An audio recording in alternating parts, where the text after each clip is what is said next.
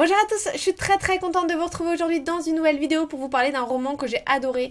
Il s'agit du livre Les derniers jours de Rabbit Haze de Anna McPartley. Ce roman raconte l'histoire de Rabbit, une maman qui a la quarantaine et qui est atteinte d'un cancer. C'est vraiment le stade terminal, en fait, elle va bientôt mourir. Et en fait, dans ce roman, on la suit pendant ces derniers jours, donc c'est une semaine, il me semble, un petit peu plus, 8 jours, il me semble. En fait, on la suit à partir du moment où elle entre dans une maison de repos, une maison de convalescence. C'est en fait l'endroit où elle va finir ses jours. Et donc, du coup, le livre est divisé en espèces de gros chapitres, de gros segments. Donc, le premier jour où elle arrive là, le deuxième jour, le troisième jour, etc. Il y a aussi des chapitres, et à l'intérieur de ces chapitres, en fait, il y a des divisions par personnage, on va dire. Et en fait, dans chacune de ces divisions, on suit la vie d'un des personnages, d'un des proches de Rabbit ou même de Rabbit. Et du coup, ça va nous permettre de connaître toute la vie de Rabbit depuis qu'elle est petite jusqu'à maintenant. Et de connaître aussi tout son environnement, donc tous ses proches, ses parents, ses frères et sœurs, ses amis d'enfance qui sont au final restés ses amis, sa meilleure amie. Enfin voilà, vraiment, on connaît toute la vie de Rabbit en fait grâce à ce livre. C'est un roman qui se passe à Dublin et ça peut paraître bizarre mais j'ai trouvé que c'était vraiment un point hyper rafraîchissant.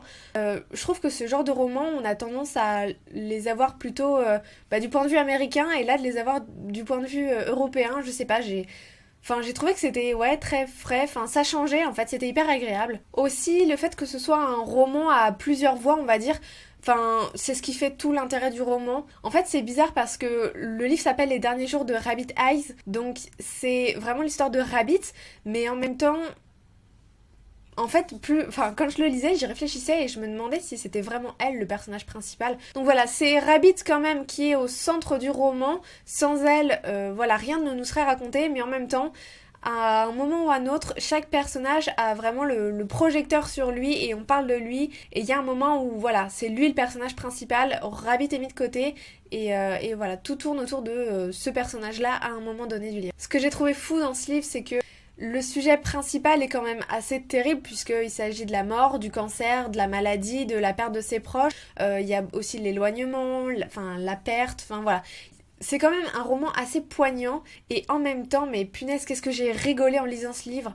Ça tient à la personnalité de tous nos personnages. Ils ont vraiment tous un caractère fort, tous beaucoup de répartie, beaucoup d'humour et voilà, ça fait vraiment tout le charme du roman.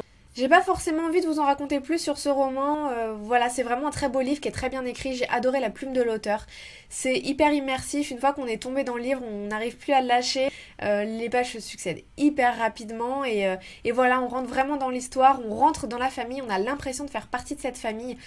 Et voilà, c'est vraiment un super livre, n'hésitez pas à vous l'acheter, à vous l'offrir et à l'offrir autour de vous, c'est vraiment un très beau livre.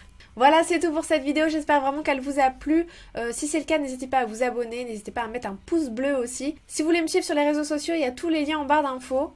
Je vous remercie vraiment d'avoir regardé cette vidéo et je vous dis à très bientôt.